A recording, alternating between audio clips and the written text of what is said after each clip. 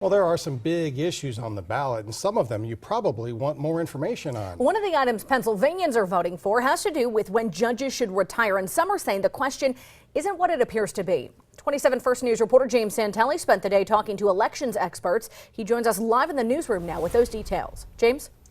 And Dave and Erica, it's actually a question that's been at the center of several lawsuits about how it will be phrased. Here's how Pennsylvanians like me will see it on their ballot. Shall the Pennsylvania Constitution be amended to require that justices, judges, and justices of the peace be retired on the last day of the calendar year in which they attain the age of 75 years? That's the whole question. What it doesn't say is actually starting to get some attention.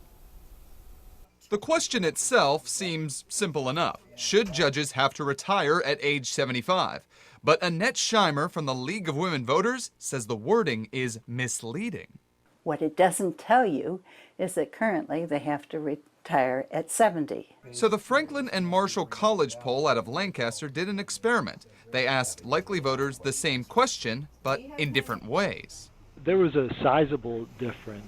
When pollsters asked Pennsylvanians the question as it is worded on the ballot, 64% of voters said yes, judges should have to retire at age 75.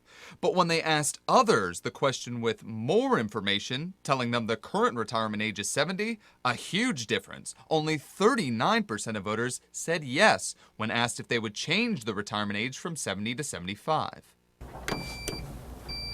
I don't know that I would characterize it as misleading, but I would suggest that it omits important information that people would need to make up their mind. On Election Day, there is one place you'll see that Pennsylvania judges currently have to retire at age 70, this flyer. The law requires that 3 of the flyers have to be posted at every precinct. So you'll see the wording that judges currently retire at 70 on the flyer, just not on the ballot. In that instance, it's incumbent on the state to make sure that they get the wording correct so that people understand what they're voting for. A yes or no question that has more to it than it appears.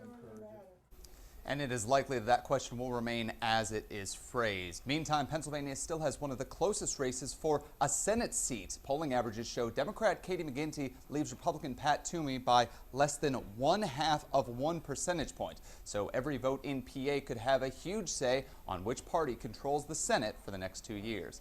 Live in the newsroom, James Santelli, First News at 5.